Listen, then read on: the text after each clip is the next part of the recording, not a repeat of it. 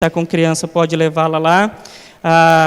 Evite trazer copos e comida para dentro do templo, ok? Após a primeira palestra, você já está liberado para 20 minutos de intervalo. Último aviso.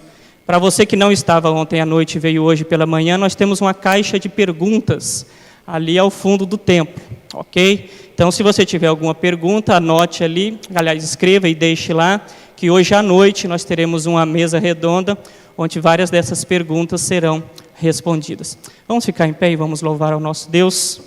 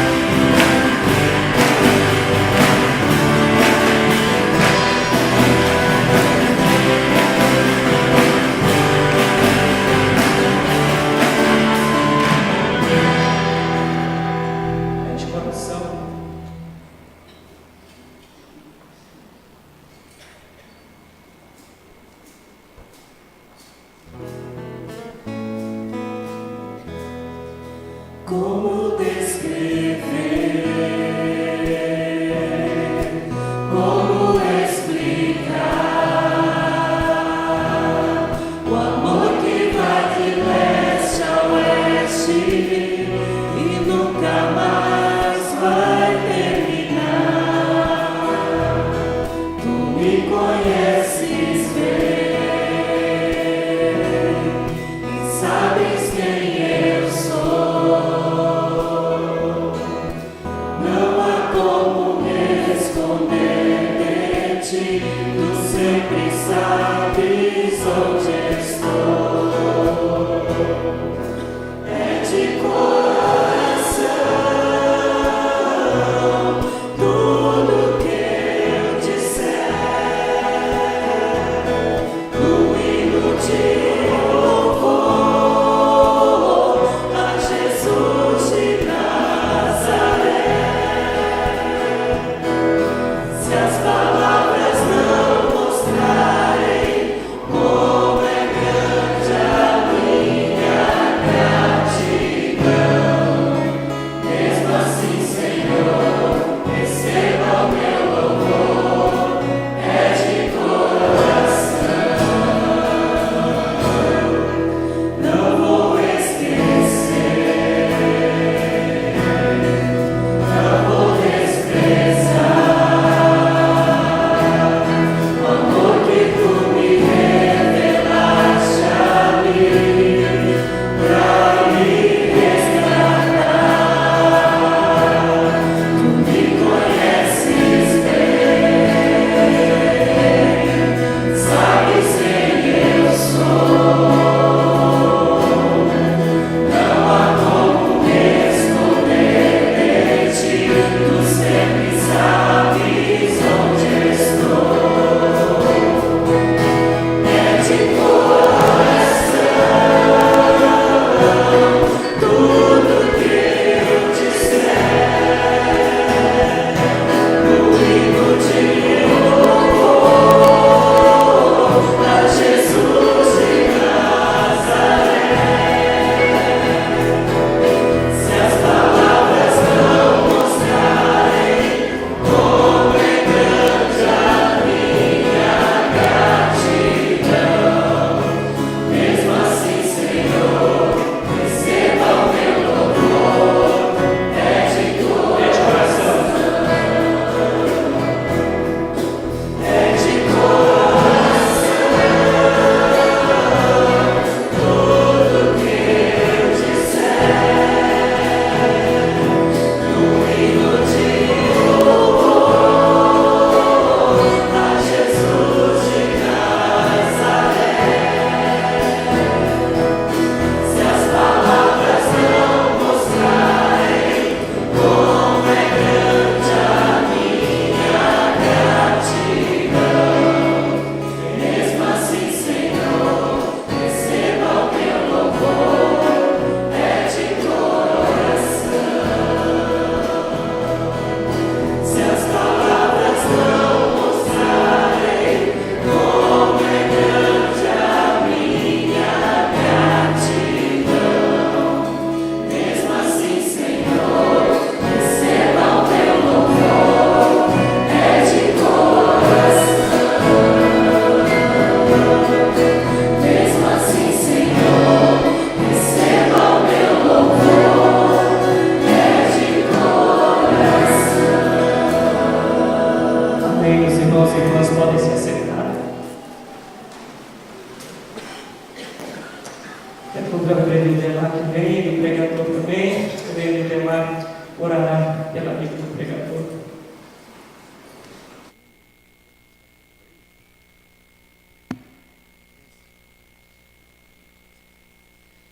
Vamos para o nosso segundo dia aqui do nosso simpósio da Reforma Jovem. Vamos orar, vamos pedir a bênção de Deus por este momento, que a palavra dele será mais uma vez exposta. Ó Deus, nós agradecemos esta manhã, agradecemos a bênção do descanso da noite, a bênção de mais um dia, a bênção de vermos aqui tantos irmãos e irmãs reunidos neste dia tão bonito que o Senhor nos concede a Tua graça de vermos a Tua glória mais uma vez. Colocamos agora diante do Senhor a vida do reverendo Augusto Nicodemos, oramos pela sua saúde, oramos pedindo a Tua bênção pelo momento agora que ele vai expor a Tua palavra aos nossos corações, que o Senhor nos dê graça, sabedoria para compreendê-la, e o Teu Santo Espírito que nos conduz a toda a verdade, esteja conduzindo a nossa mente, a nossa vida, a toda a verdade da Tua palavra nesta manhã. Dá graça ao coração do Teu servo, renova também as suas forças. Nós te pedimos no nome de Jesus. Amém, Senhor. Amém.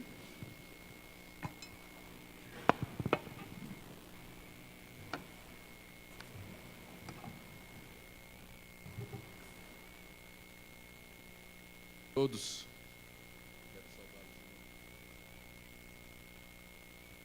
Oportunidade de estar com vocês, voltada para a reforma protestante e para os jovens também.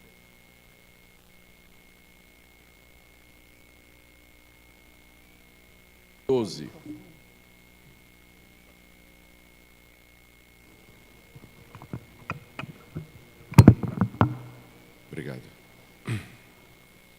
Queria que você abrisse a sua Bíblia, então, na primeira carta de Paulo aos Coríntios, no capítulo 12. Vamos lembrar o que é que nós vimos ontem, para termos o quadro maior. Vimos que Paulo escreveu essa carta com o objetivo de ajudar a igreja de Corinto acerca de vários problemas doutrinários e práticos que haviam surgido na igreja depois que ele saiu de lá. E entre os problemas estavam as questões relacionadas com a unidade da igreja. A igreja estava fragmentada em 4 grupos, Paulo trata disso nos primeiros 4 capítulos. Havia problemas de imoralidade na igreja, agravados pelo fato de que não havia o cuidado pastoral e disciplinar necessários. Paulo trata disso nos capítulos 5 e 6. Havia uma disputa a respeito sobre o casamento, o que era melhor, ficar solteiro ou casado, e isso estava também provocando mais uma divisão dentro da igreja. Paulo trata desse assunto no capítulo 7. Nos capítulos 8, 9 e 10, ele trata de questões relacionadas com a liberdade cristã. Havia uma pergunta dos coríntios a Paulo se eles podiam comer carne que tinha sido sacrificada nos altares aos templos, aos deuses pagãos. Havia muitos deles na cidade de Corinto. Seria mais ou menos o equivalente hoje, você passando numa encruzilhada, encontrar uma galinha preta, uma garrafa de cachaça e uma vela vermelha. Todo mundo sabe o que é que isso representa, não é? É um despacho de macumba. A pergunta é se, não tem ninguém olhando, se você pode comer aquela galinha. Você não participou, você não fez, você não acredita naquilo, mas ela foi usada num cerimonial diabólico. O crente poderia comer aquela galinha, não é? Então, era mais ou menos essa a questão que os coríntios tinham para trazer ao apóstolo Paulo. Toda a carne em Corinto provavelmente vinha dos templos pagãos, onde haviam sido oferecidas aos ídolos. Então, um grupo na igreja achava que podia comer. Foi Deus quem fez a carne, os animais e tudo para o nosso gosto.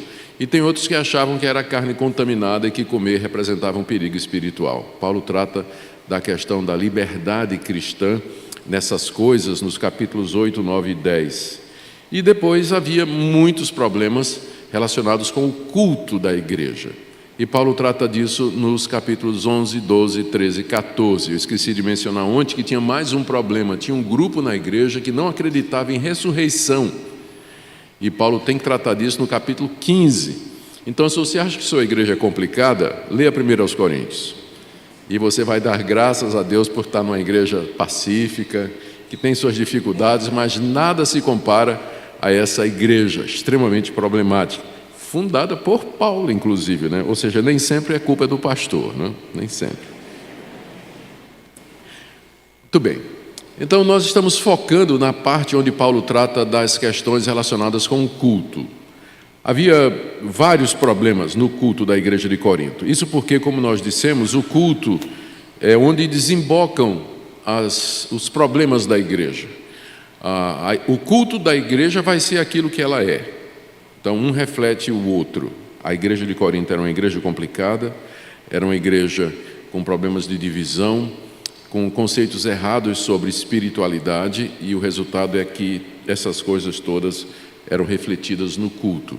Primeiro, havia um grupo de mulheres que, entendendo errado o evangelho que Paulo havia pregado, de que em Cristo não há mais homem nem mulher, nem servo nem livre, mas todos somos um em Cristo Jesus, elas pensavam que isso significava a abolição de todo o ordenamento de Deus com relação à vida, à família e à igreja. E elas queriam, então, se livrar do símbolo do seu papel de submissão naquela época, que era o véu. Paulo trata disso no capítulo 11, na primeira parte, nós vimos ontem. Depois ele trata uma questão relacionada com a ceia do Senhor, a ceia era celebrada em meio à festa do ágape.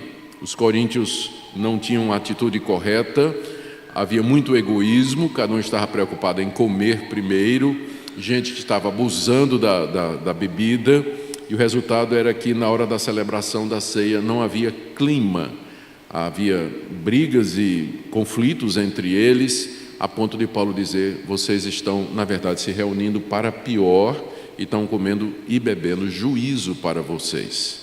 E ele dá algumas instruções a respeito da celebração da ceia do Senhor. E agora, no capítulo 12, ele inicia o tratamento do que parece ser o problema mais grave com relação ao culto, que era o uso dos dons espirituais na igreja de Corinto. Eu preciso fazer algumas observações antes de entrarmos na análise do capítulo 12. Eu espero que essas observações preliminares nos ajudem a entender o que Paulo está dizendo aqui, não só no 12, mas também no 13 e no 14. Os estudiosos sugerem que havia um grupo na igreja de Corinto que poderia ser corretamente chamado de os espirituais. Os espirituais.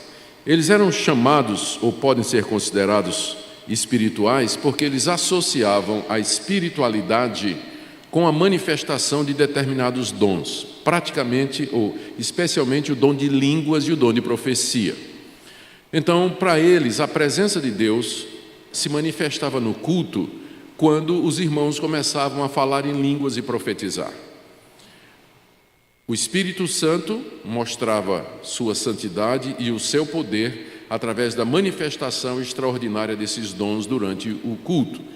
Então, porque eles entendiam que a manifestação do Espírito Santo era principalmente através desses dons, línguas e profecia, esses dois dons eles eram apreciados, valorizados e priorizados no culto.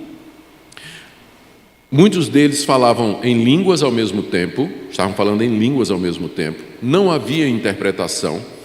Vários profetas se levantavam durante o culto e traziam aquilo que eles diziam que era uma palavra de Deus para a igreja, e não havia uma ordem, não havia uma sequência, não havia uma orientação no culto.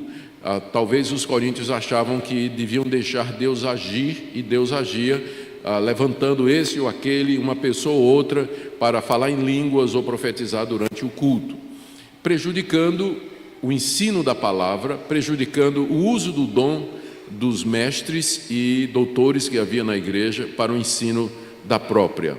Então, era uma confusão muito grande o culto que havia. E isso é devido aos chamados espirituais. A gente vê alguns traços dos espirituais, por exemplo, no capítulo 3, verso 1, quando Paulo diz assim: eu, porém, irmãos, não vos pude falar como a espirituais, e sim como a carnais, como a crianças em Cristo. A igreja de Corinto queria ser considerada uma igreja espiritual porque tinha línguas, profecias e outros dons extraordinários acontecendo lá na igreja. E eles achavam que aquilo era uma prova de que Deus estava com eles. Mas Paulo diz: eu não posso tratar vocês como espirituais, porque vocês são carnais. Manifestação de dom não significa espiritualidade. A prova é a igreja de Corinto. Era uma igreja onde tinha dons de línguas, profecia, curas, milagres e prodígios, mas era uma igreja extremamente problemática, como eu acabei de mostrar para vocês na introdução. O problema é que os coríntios relacionavam espiritualidade com manifestação carismática, enquanto que para o apóstolo Paulo, a verdadeira espiritualidade se manifesta no amor, como ele vai dizer no capítulo 13, nós vamos ver daqui a pouco. Então, os coríntios haviam desenvolvido um falso conceito de espiritualidade, que é o mesmo conceito que existe hoje em muitas igrejas, que a presença do Espírito Santo se mede através dessas manifestações. Um dos resultados é que, se houver essas manifestações, não importa se a igreja está vivendo em imoralidade, se tem pecado oculto, se tem irmão processando o outro, se tem adultério, se tem casal indo para a cama, namorados transando do banco de trás do carro, gente vendo pornografia, Deus está conosco, porque olha aí as manifestações, olha aí o dom de línguas, olha aí as profecias, isso prova que Deus está conosco. E Paulo diz, eu não posso considerar vocês espirituais, vocês na verdade são carnais, porque dom espiritual não prova espiritualidade. Os dons são ferramentas para a edificação da igreja, e elas não devem estar ligadas à questão da espiritualidade e materialidade e maturidade. Outro traço que a gente encontra aqui dos espirituais é aqui no início do capítulo 12, que nós vamos ver agora. Se você abrir sua Bíblia aí no verso 1 do capítulo 12, e você está com a Almeida, que é a versão que a gente usa, a Almeida atualizada, que é a versão que a gente usa na IPB, diz aí, a respeito dos dons espirituais, não quero, irmãos, que sejais ignorantes. Eu peguei a minha lapiseira e coloquei a palavra dons entre parênteses aqui, porque não está no original. No original está dizendo literalmente, a respeito dos espirituais, eu não quero que vocês sejam ignorantes. Quem botou dons foi a Sociedade Bíblica do Brasil, porque ela entendeu que Paulo está falando dos dons espirituais. Mas Paulo não está falando dos dons espirituais agora. Ele só vai começar a falar dos dons espirituais a partir do verso 4. Ora, os dons, aí sim a palavra aparece, são diversos. E aí ele fala dos dons. Mas até o verso 3, ele está falando dos espirituais, aquelas pessoas que diziam que tinham uma palavra da parte de Deus, que eram cheios do Espírito Santo e que eram canais do Espírito Santo para a vida da igreja. Um outro traço da existência dos espirituais é no capítulo 14, no verso 37, quando Paulo, depois de terminar as instruções sobre os dons espirituais, ele diz assim para a igreja: se alguém se considera profeta ou espiritual, reconheça ser mandamento do Senhor o que eu vos escrevo. Então, ele tinha duas categorias, tinha o profeta e tinha o espiritual. Se alguém se considera profeta ou espiritual, reconheça que eu sou apóstolo, eu tenho mais autoridade do que vocês. Então, ouçam o que eu estou dizendo, diz o apóstolo Paulo, né? Então, se submeta ao que eu estou dizendo. Onde a gente percebe que espiritual é uma categoria meio que distinta de profeta. E quem eram então os espirituais? Era exatamente o pessoal que gostava do dom de línguas e achava que a manifestação das línguas era uma prova da presença de Deus no culto. E era esse pessoal que estava causando um monte de problemas na igreja, a ponto de Paulo reclamar aqui, no capítulo 9,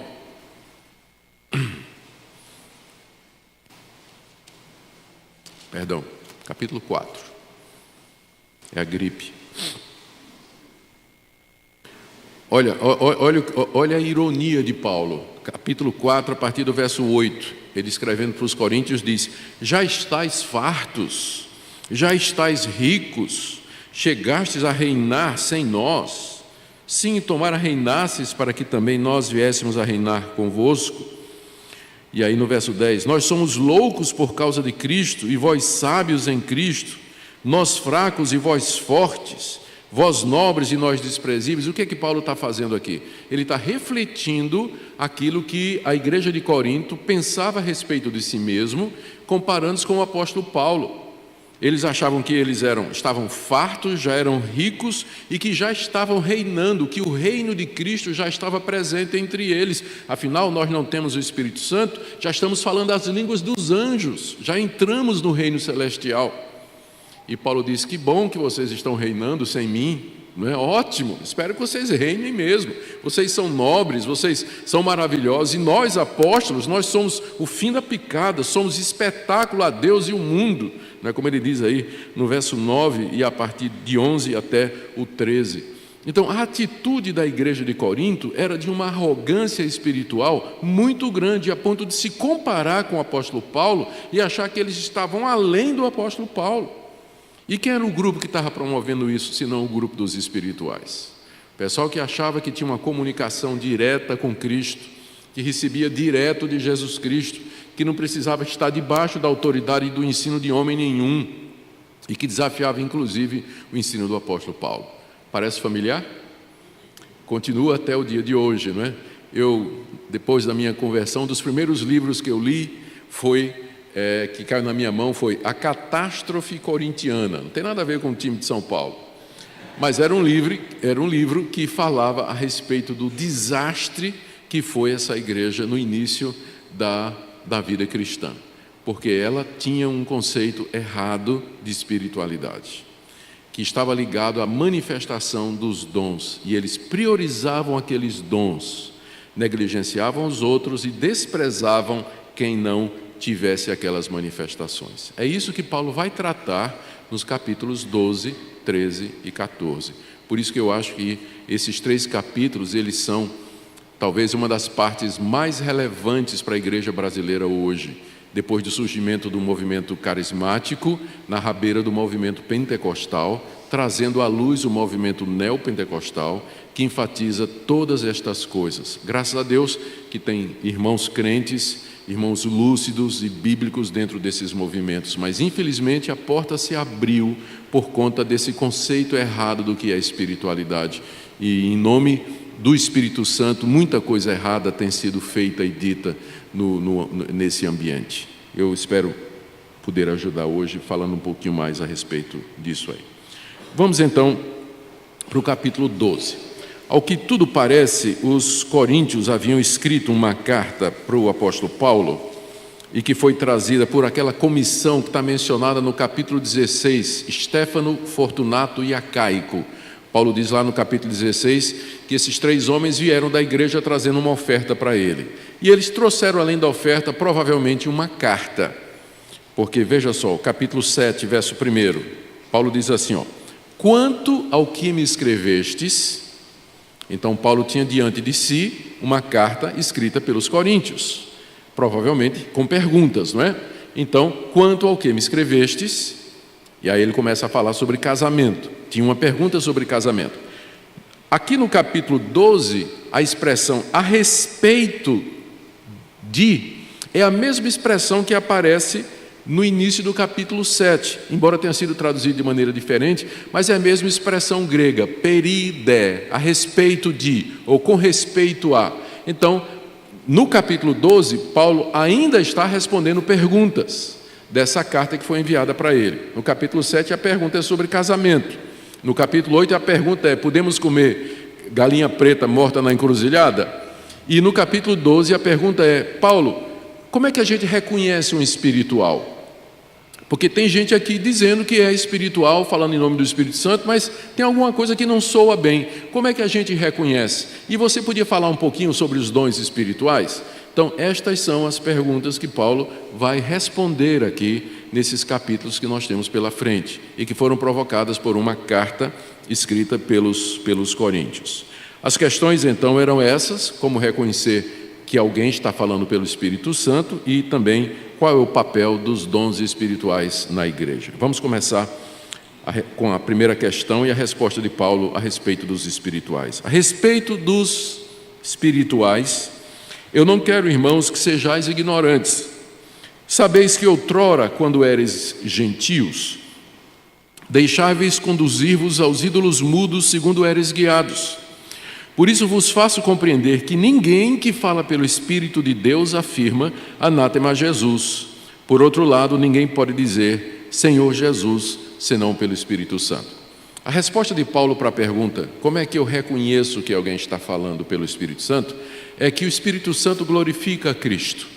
Se alguém está falando pelo Espírito Santo, ele vai exaltar a pessoa de Cristo, vai destacar a sua obra, vai destacar as suas realizações, a sua morte, a sua ressurreição, a sua intercessão por nós, o seu sacrifício vicário na cruz. O Espírito Santo não se glorifica, ele não se exalta, mas como o próprio Jesus disse, quando ele vier, ele falará sobre mim, ele vai me exaltar. O Espírito Santo exalta Jesus Cristo, portanto, qualquer movimento que gira em torno do Espírito Santo, provavelmente não é do Espírito Santo, porque ele não se exalta, ele exalta a pessoa de Cristo, ele glorifica a pessoa de Jesus. Por isso, Paulo diz aqui, eu vos faço compreender que ninguém que fala pelo Espírito de Deus afirma, Jesus é maldito. Jesus é maldito, Jesus é um amaldiçoado de Deus. Ou seja, quem está falando pelo Espírito Santo, ele não vai diminuir Jesus. Ele não vai se referir a Jesus de maneira derrogatória ou minimizar a obra que foi feita de Jesus, por Jesus.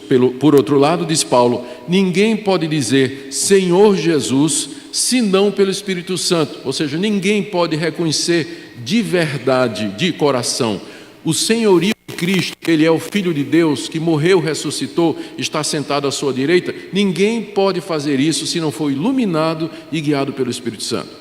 Pergunta, como é que eu conheço um espiritual? Resposta, qual o papel de Cristo na teologia dele? Qual o papel de Cristo na fala dele? Qual o papel de Cristo no ministério dele? E aí quando a gente usa essa ferramenta, esse critério, a gente percebe quanta coisa tem sido feita em nome do Espírito Santo hoje que não tem nada com ele. Ministérios que giram em torno do Espírito Santo, dos dons do Espírito Santo, em torno de curas, de libertação, de batalha espiritual, de prosperidade, e onde a pessoa de Cristo quase não aparece. Ele não é ensinado, ele não é exaltado, não se fala sobre a sua obra na cruz do Calvário, a sua ressurreição e o seu ministério de intercessão.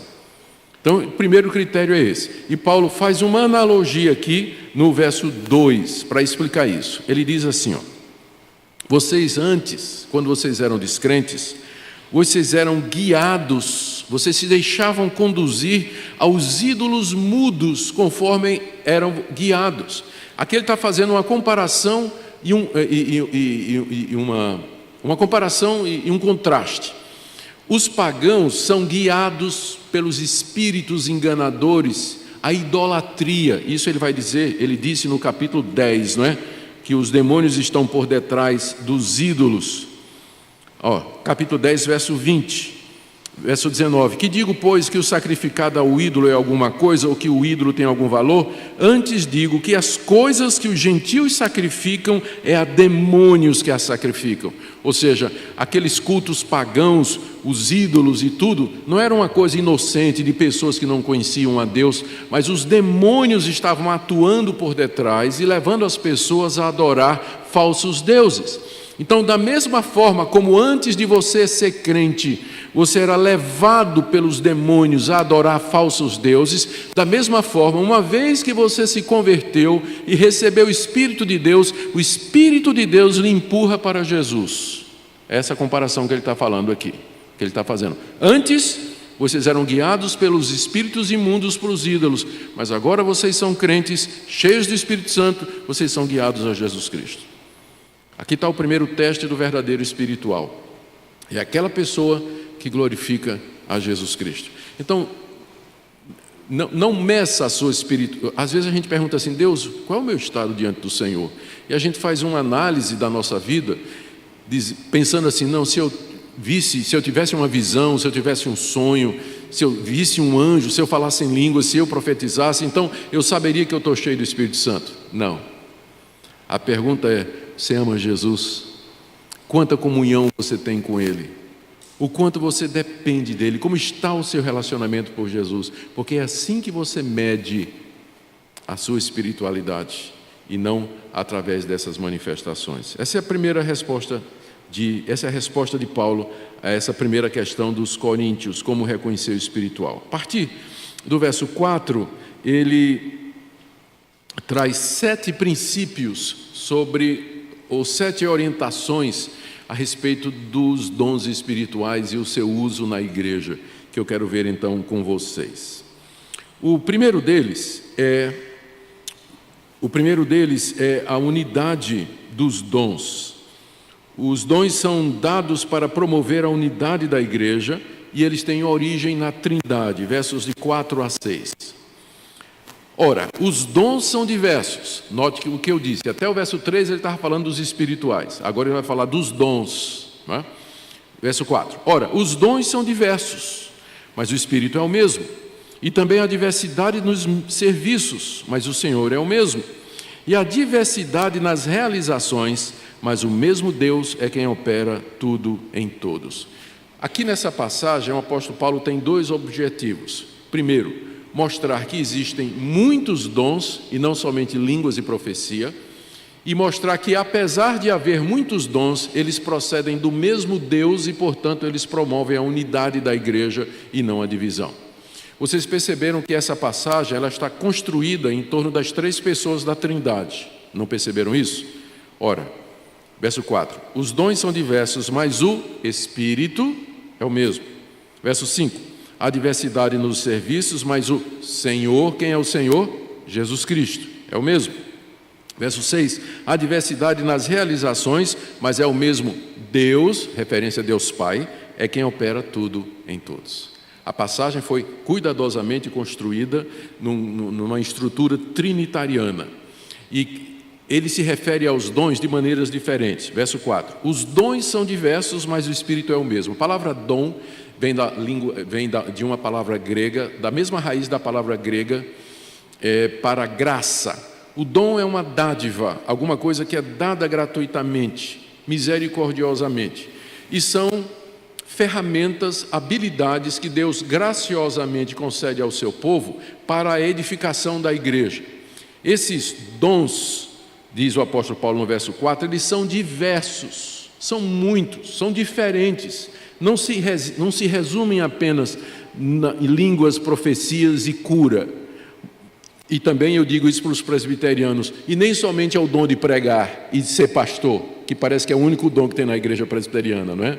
Não, então, pega dos 2 lados, mas os dons são diversos, mas o Espírito que concede esse dom, esses diferentes dons, é o mesmo Espírito, é o mesmo que está por detrás dessa variedade de dons. Verso 5, também há diversidade nos serviços. O serviço aqui é dom, mas qual é a finalidade do dom? Servir os irmãos, especialmente servir ao Senhor Jesus Cristo. Então, há muitas maneiras diferentes pelas quais, através dos dons, eu posso servir a igreja e servir a Deus. Mas o Senhor, a quem eu devo servir, é o mesmo, Jesus Cristo. Pelos nossos dons diversos e diferentes, nós servimos o mesmo Senhor. O verso 6, e há diversidade nas realizações. Ele está ainda falando dos dons. Não são 3 coisas diferentes, dom, serviço e realização. É tudo a mesma coisa. Está falando dos dons espirituais. Os dons são para servir e eles são para realizações, fazer coisas. Realizar coisas na igreja para a edificação dela e para a glória de Deus. Mas é o mesmo Deus quem opera tudo isso em todos. Então, nesses 3 versículos, Paulo diz, a Trindade, ela é ela que concede os dons e ela é servida através dos dons. E esses dons podem ser chamados de manifestações, aliás, pode ser chamado de serviços e de realizações, por conta da sua amplitude e do amplo espectro da atuação deles. Que paulada na cabeça daquela igreja que só via dom de línguas e profecias, sinais e prodígios. E que paulada para nós, que resumimos todos os dons do Espírito Santo somente ao dom de pastor, né? E os crentes ficam sentados pensando que eles não têm dom nenhum. Muita gente pensa que a igreja é como um ônibus, né? Onde todo mundo está sentado, o pastor é o motorista e o cobrador é o tesoureiro da igreja. Então, aí estão levando a igreja assim. Mas a visão bíblica de igreja é muito mais um barco a remo daqueles de competição, onde todo mundo está pegando no remo e tem uma pessoa que vai dizendo, né? Vai dizendo para a direita, para a esquerda, vamos lá, força e tudo mais, mas todo mundo está pegando no remo. Essa visão é muito mais aproximada do que a Bíblia diz como deve ser a igreja, do que a visão do ônibus. São muitos dons que servem ao mesmo Senhor e procede dele. O segundo princípio de Paulo é que esses dons, na sua diversidade e unidade, eles foram dados para o que for útil, versos 7 a 10. A manifestação do Espírito é concedida a cada um visando um fim proveitoso, porque a um é dada mediante o Espírito a palavra da sabedoria, e a outro, segundo o mesmo Espírito, a palavra do conhecimento, a outro no mesmo Espírito a fé, e a outro no mesmo Espírito dons de curar, e a outro operações de milagres, e a outro profecia, e a outro discernimento de espíritos, a um variedade de línguas, e a outro capacidade para interpretá-las. Aqui Paulo nos concede a primeira lista, são duas listas de dons espirituais que ele fala aqui na carta aos Coríntios, e ambas estão no capítulo 12. Aqui ele nos fornece uma lista dessas manifestações, desses serviços e desses dons, que ele chama, no verso 7, de a manifestação do Espírito. Ele está se referindo ao dom espiritual, não é? A manifestação do Espírito, por quê? Porque o Espírito Santo se manifesta, ele age através dos dons espirituais. Então, a manifestação do Espírito, ele diz no verso 7, é concedida a cada um dos crentes, visando um fim proveitoso. Que fim proveitoso é esse?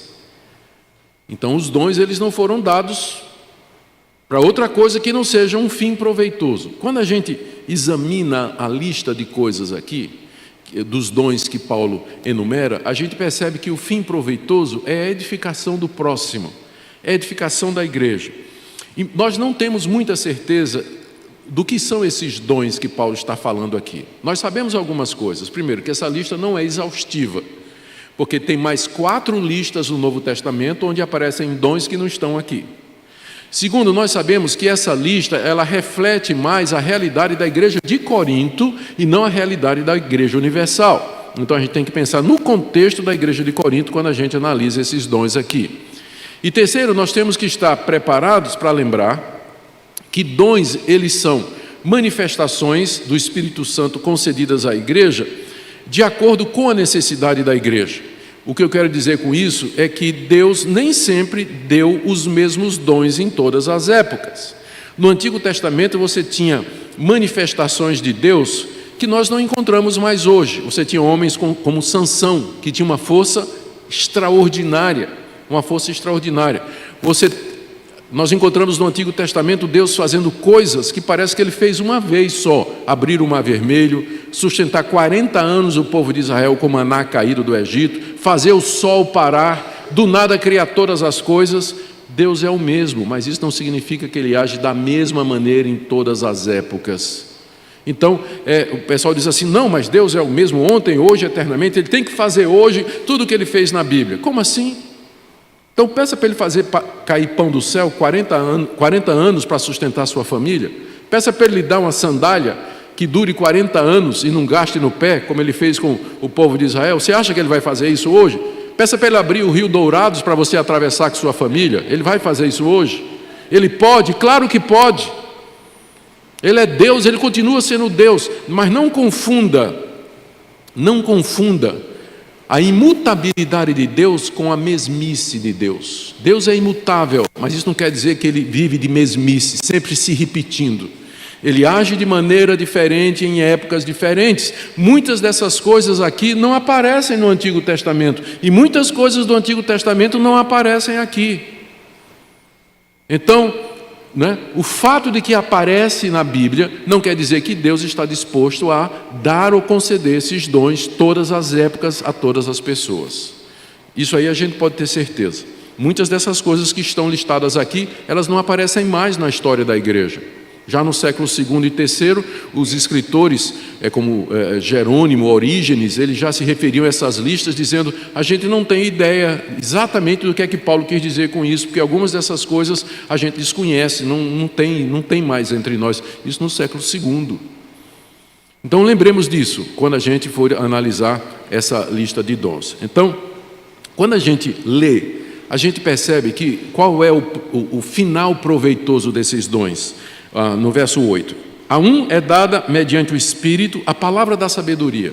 A palavra da sabedoria, a gente não sabe direito o que é, mas é a capacidade de trazer o conhecimento ou a sabedoria bíblica para abençoar outras pessoas. Parece ser isso. A outro, segundo o mesmo Espírito, a palavra do conhecimento. É a capacidade que o Espírito Santo dá a uma pessoa para entender as coisas de Deus e transmitir esse conhecimento. Parece muito com o dom de mestre, não é? Que vai aparecer em outra lista e que não aparece aqui. A outro, segundo o mesmo Espírito, a fé. Essa fé aqui não é a fé salvadora que todos os crentes têm, mas é a capacidade de crer em Deus e operar milagres através disso. Como Jesus disse: se alguém tiver fé, dirá a esse monte: passa daqui para acolá, ele haverá de passar. Então está falando aqui dessa fé extraordinária capaz de gerar eventos sobrenaturais. Há outros no mesmo Espírito dons de curar. Ninguém sabe por que está no plural. Dons de curar. Alguns acham porque é um dom que cura doenças diferentes, por isso, muitas doenças, por isso é chamado de dons. A verdade é que nós não sabemos porque Paulo se refere a dons de curar, como se houvessem diferentes dons de curar. Talvez um dom para curar um tipo de doença, um dom para curar outro tipo de doença, a gente não tem ideia, mas com certeza era a capacidade que Deus dava a algumas pessoas para orar e ver a pessoa levantar e ser curada daquela doença instantaneamente, como acontecia com Jesus, que tinha esse dom, e os apóstolos. Os apóstolos, quando curavam, a cura era imediata, era instantânea, era inequívoca, não havia dúvida nenhuma, e eles não falhavam nenhuma vez. Quando mandava levantar, levantava. Quando dizia está curado, estava curado. Quando ressuscitava, ressuscitava mesmo. Então, o dom de curar talvez vá nessa mesma linha. Há outros no mesmo Espírito, operações de milagres. Qual é a diferença entre operar milagres e o dom de curar? A gente não sabe.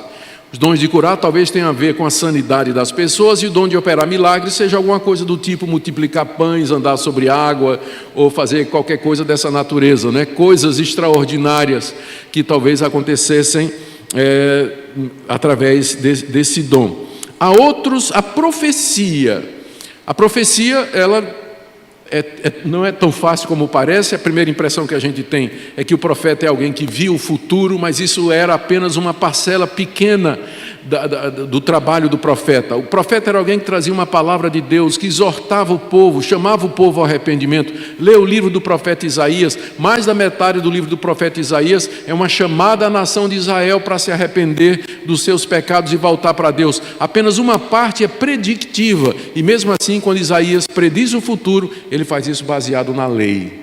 Porque na lei Deus tinha dito: se vocês me abandonarem, eu vou mandar um povo aí para castigar vocês. Isaías pegava isso e dizia: Deus está mandando um povo para castigar vocês, anunciando o cativeiro babilônico. Então até a predição era feita em cima de revelação anterior, palavra de Deus.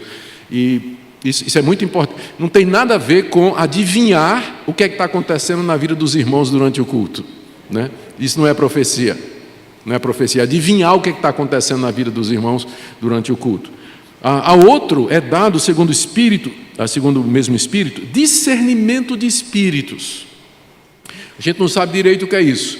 Alguns acham que discernimento de espírito é a capacidade de você sentir quando tem um demônio por perto, fica tudo arrupiado, né? Ó, tem um demônio aqui em algum lugar, porque eu estou me arrepiando aqui, né? Onde é que está? Onde é que está? Sai, né? Já fica olhando. Talvez tudo depende do que é que a palavra espírito significa aqui. Se refere a espírito imundo ou ao espírito humano? Discernimento de espírito, você ser capaz de, conversando com a pessoa, você entender o que aquela pessoa está dizendo e discernir se é um falso crente ou não, um falso profeta ou não. Pode ter essa interpretação também, dependendo do sentido da palavra espírito aqui, que é a mesma palavra no grego, para espírito imundo ou para espírito do homem. e até para o Espírito de Deus. A palavra pneuma no grego, ela serve tanto para Espírito de Deus, espírito maligno, como espírito humano, a mente humana, a personalidade humana. Ao que é que Paulo se refere aqui quando ele diz capacidade de discernir espíritos? A gente não sabe. Bom, a outra, variedade de línguas, a capacidade de louvar a Deus em línguas que você nunca aprendeu, em idiomas que você nunca falou, com os quais você não está familiarizado. É nisso que reside o milagre. E esse dom estava operante na igreja de Corinto. E a outra, capacidade para interpretar aquelas línguas, sobrenaturalmente entender o que é que está sendo dito ali e transmitir para que a igreja seja edificada. O que é que esses dons têm em comum? É que todos eles foram dados para a edificação do próximo. O dom de curar não é para mim, o dom de operar milagre não é para mim, o dom de fé não é para mim, a palavra do entendimento não é para mim, a palavra da sabedoria não é para mim. Ou seja, quando Paulo diz aqui no início dessa lista que os dons são dados para o que é útil e para o que é proveitoso, o proveito é esse, edificação do próximo.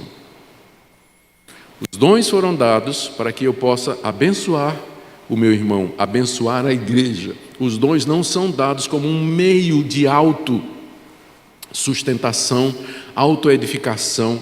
Elas não são dados para me promover. Deus não me deu o dom de mestre para que eu me promova no meio da igreja. Deus não deu a ninguém dom nenhum para promover aquela pessoa, para que aquela pessoa se destaque e se torne uma celebridade. Por isso, todo mundo que usa os dons que recebeu de Deus para se promover e promover uma legião de fãs, fã-clube, ou alcançar algum destaque, está fazendo um uso errado dos dons espirituais. Eles não foram dados para isso. Eles foram dados para abençoar outras pessoas, para edificar a igreja de Cristo Jesus. Esse é o segundo princípio aqui, a respeito do uso dos dons. E como aquilo era importante para a igreja de Corinto, porque durante o culto da igreja de Corinto, o que havia era exatamente a autopromoção. Gente se promovendo, especialmente através das línguas e das profecias. E Paulo diz, não. Os dons, eles são dados para o que é útil, para o que é proveitoso, e isso não significa a sua exaltação. Terceiro princípio de Paulo está aí no verso 11, de que é o Espírito Santo quem distribui esses dons. Mas, o mais aí é um contraste com a variedade de dons que tem aqui nessa lista. Mas, apesar de ter todos esses dons diferentes, um só e o mesmo Espírito realiza todas essas coisas.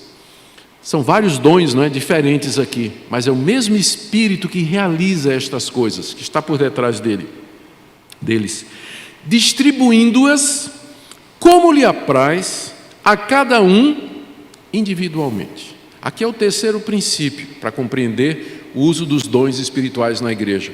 É o Espírito Santo quem distribui os dons a cada um, e isso como lhe apraz. Eu acho tão interessante quando as pessoas ficam buscando determinados dons, né? Querendo dons. Não, eu queria ter o dom de cura.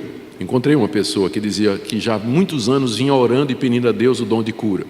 E eu respondi para ele com essa passagem, dizendo, meu irmão, se Deus não lhe deu até agora, não vai ser por conta das suas orações que Deus vai lhe dar, porque esses dons, eles são distribuídos conforme a vontade do Espírito Santo, e não conforme a sua vontade.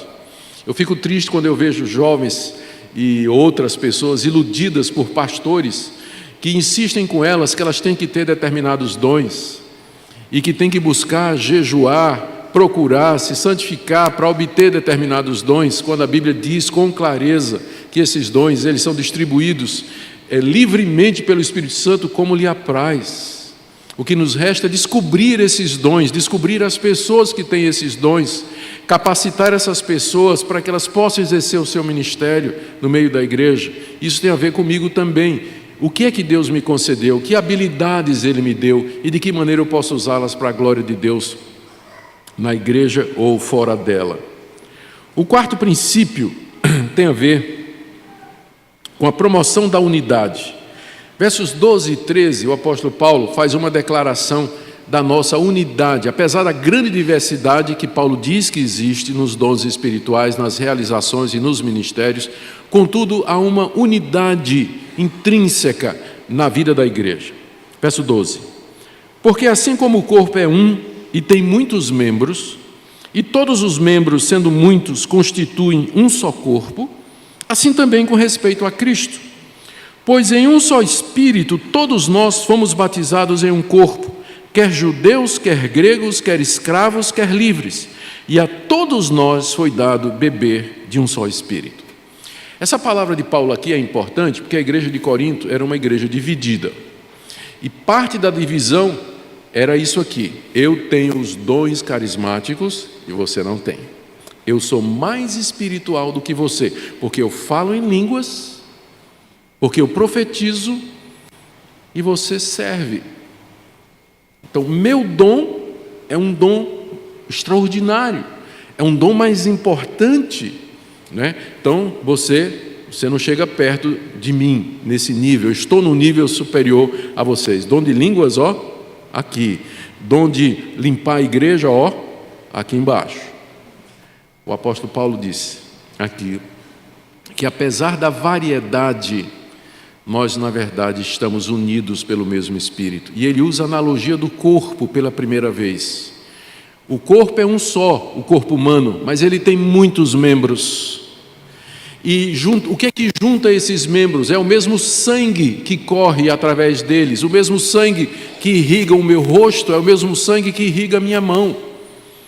A analogia, então, é essa, que a igreja é como um corpo, com seus muitos dons, mas está irrigada, empoderada, capacitada pelo mesmo Espírito. E é isso que nos une, apesar das nossas diferenças de habilidades e capacidades. O que faz com que nós sejamos um é exatamente porque nós todos já fomos batizados no mesmo Espírito, formando um corpo, e todos nós bebemos do mesmo Espírito. Não é o que ele fala aí? Verso 13: em um só Espírito todos nós fomos batizados em um corpo. Ou seja, pelo batismo com o Espírito Santo nós entramos no corpo de Cristo e nos tornamos um com os nossos irmãos, de onde você percebe que o batismo com o Espírito Santo é uma experiência que acontece na conversão, e que todos os crentes verdadeiros já foram batizados com o Espírito Santo, mesmo que não falem línguas. Mesmo que não falem línguas. Essa associação de batismo com o Espírito Santo, evidenciado por línguas, é de uma leitura, de uma hermenêutica equivocada do livro de Atos, onde no livro de Atos você tem a transição da antiga aliança para a nova, e a chegada do Espírito Santo foi evidenciada por um dom visível que pudesse atestar que novos grupos estavam sendo adicionados à igreja. No dia de Pentecostes, os judeus, depois os samaritanos, que era o próximo grupo em Atos 8, depois os gentios em Atos 10, e depois os discípulos de João Batista, que representavam os crentes do Antigo Testamento, em Atos 18. Uma vez completado o círculo, a experiência normal é que o batismo com o Espírito Santo é na conversão, quando você forma um corpo com os outros irmãos, você faz parte. Uma vez eu fui numa conferência pentecostal na África do Sul, eu presbiteriano lá no meio, né? E me apresentaram como um pastor presbiteriano que estava fazendo mestrado na universidade ali da África do Sul e tal.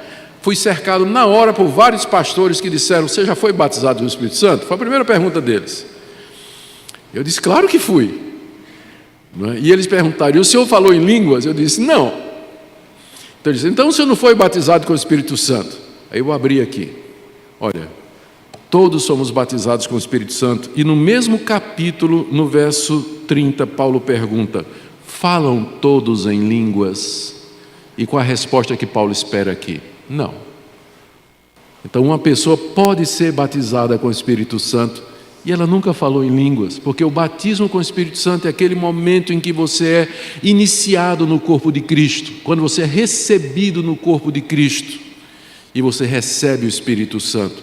É isso que Paulo está dizendo aqui. Todos nós fomos batizados no mesmo Espírito, formando um corpo, e a nós foi dado beber do mesmo Espírito. E é esse Espírito que tem esses diferentes dons e essas diferentes manifestações. Portanto, não é para haver divisão entre nós. Sabe o que é mais triste? É para mim, quando eu faço uma análise dessa passagem e procuro entender o mundo contemporâneo, qual é a causa, ou quais são as causas das maiores divisões na cristandade de 100 anos para cá? Sabe qual é a causa? A doutrina do Espírito Santo.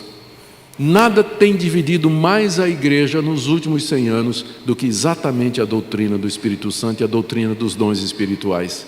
Quando deveria, ao contrário, promover a unidade da igreja.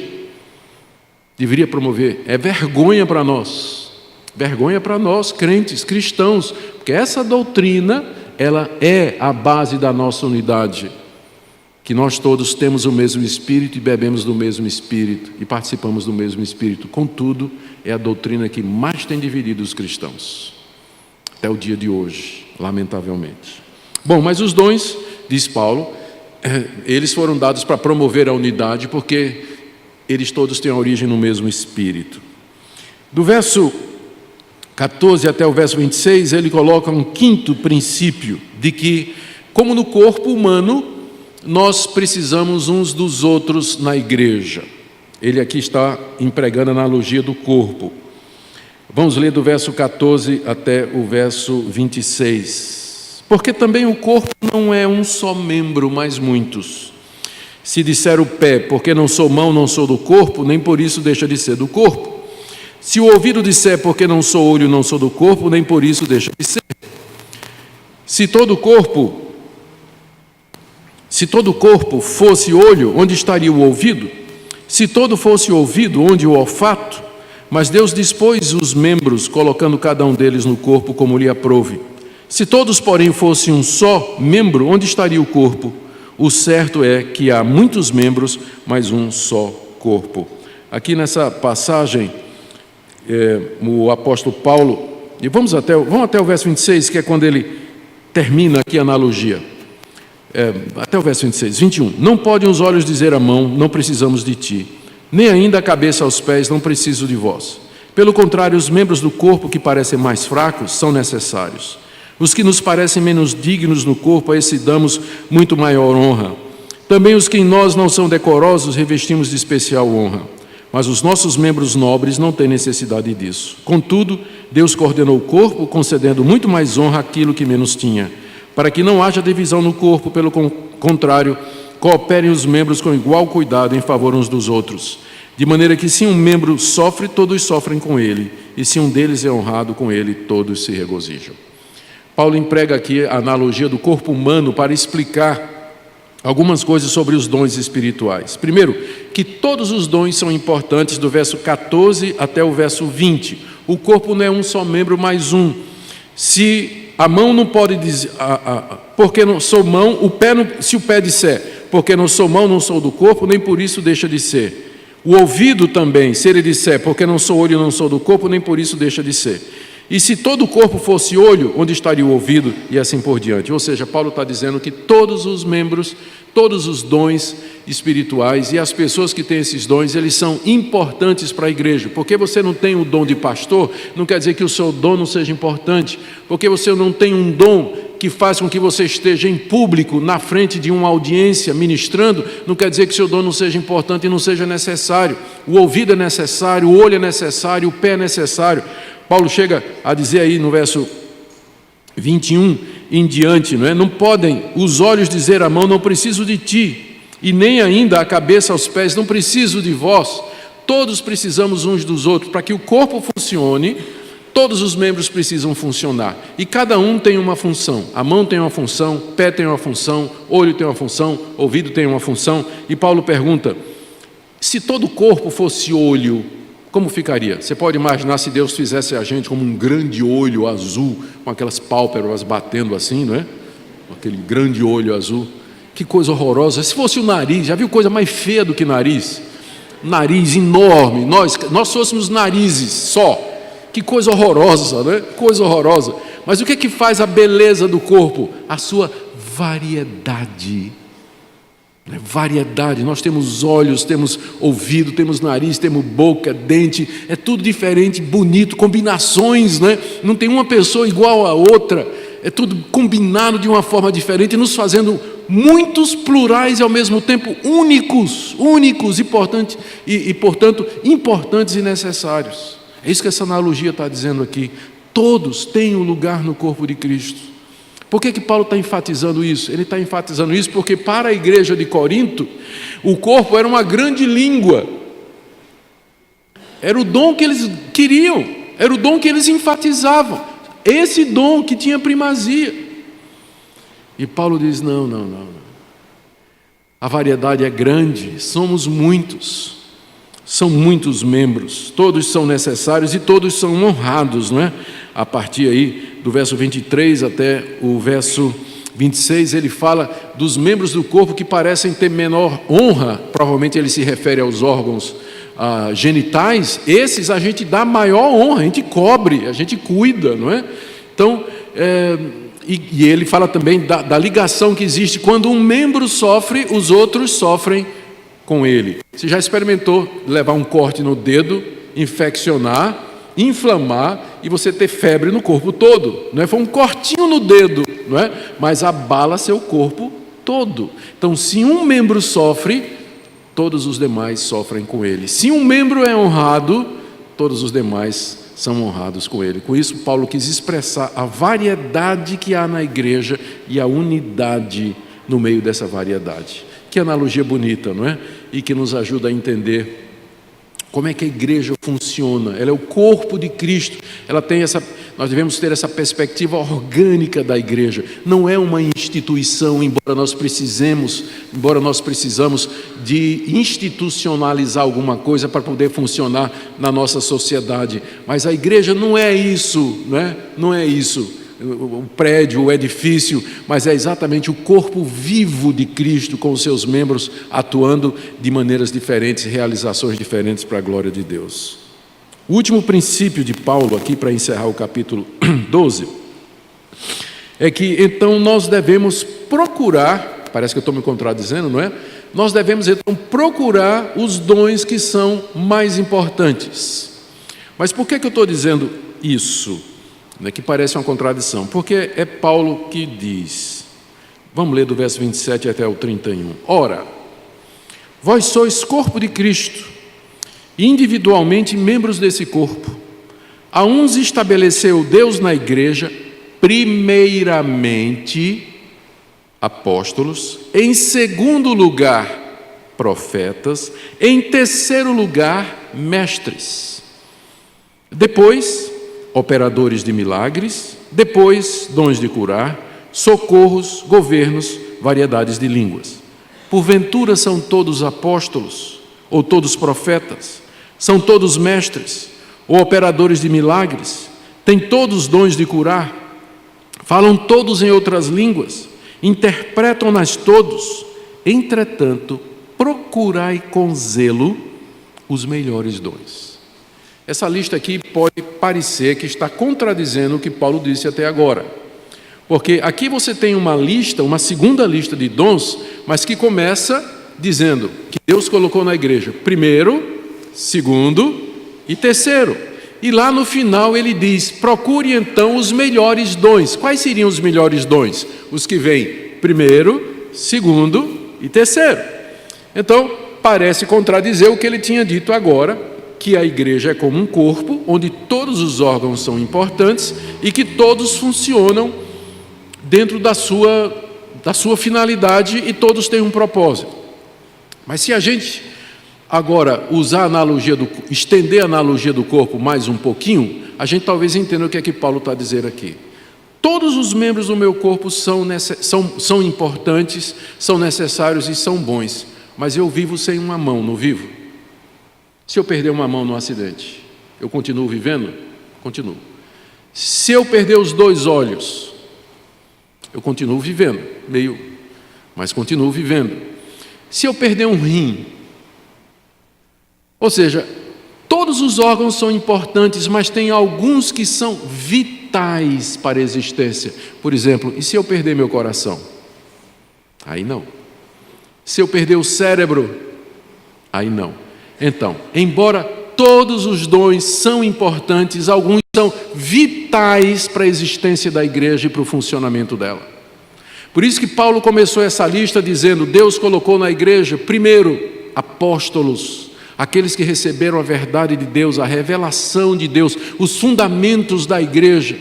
Em seguida, profetas, que eram aqueles que explicavam a palavra para o povo, movidos pelo Espírito Santo. Depois, mestres que regularmente discipulavam e pastoreavam o rebanho de Deus. O que é que apóstolo, profeta e mestre têm em comum?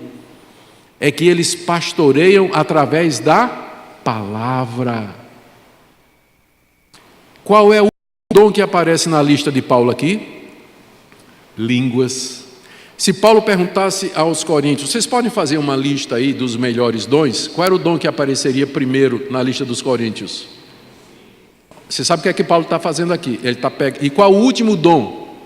Apóstolo. Lembra como eles zombavam Paulo?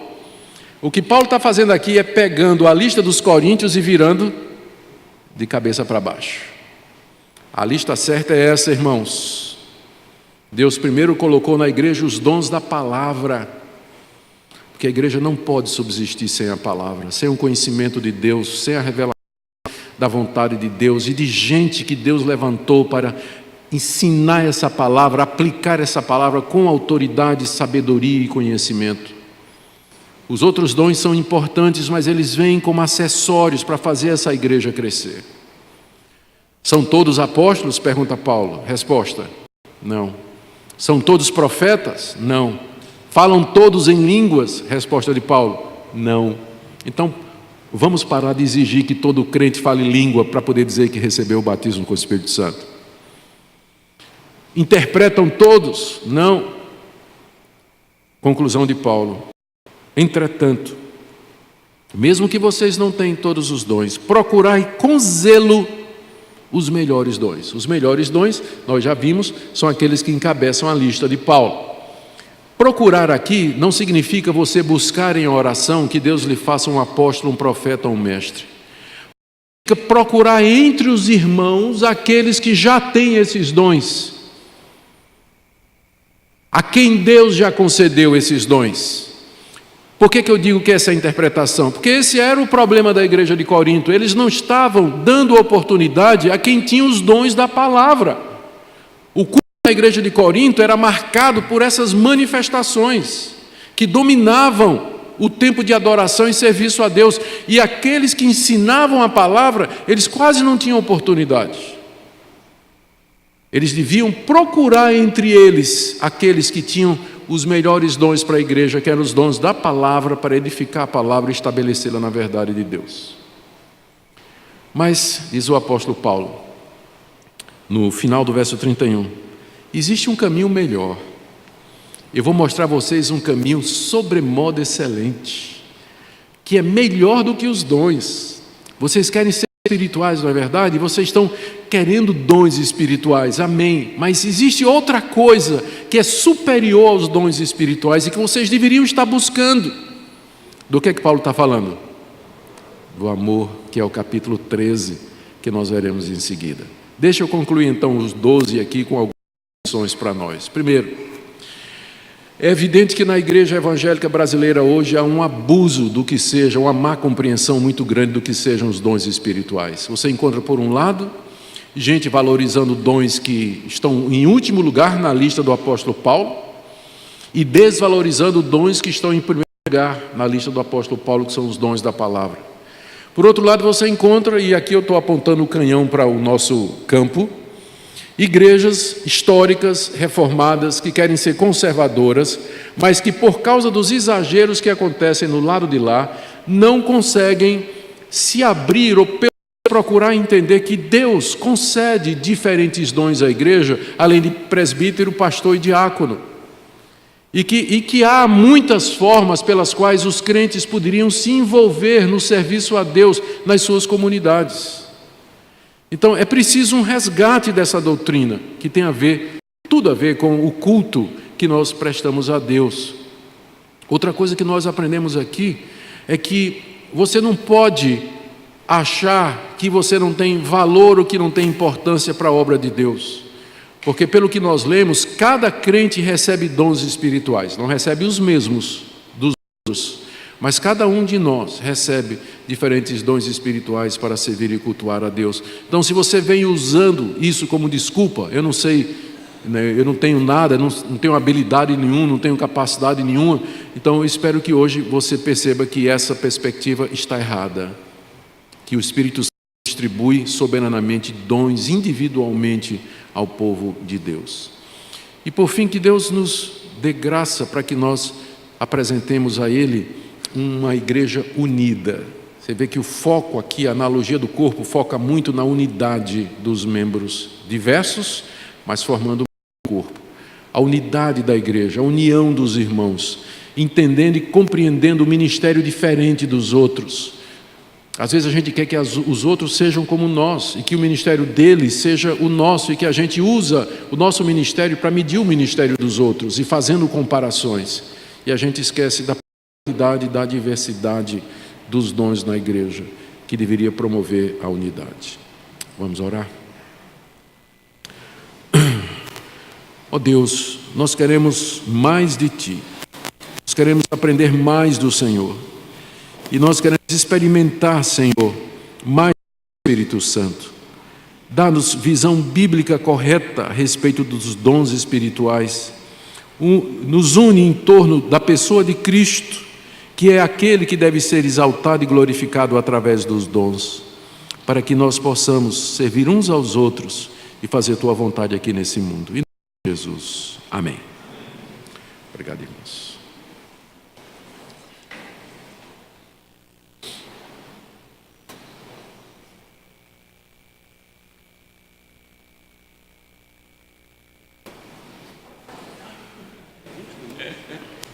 Vinte minutos a partir de agora de intervalo.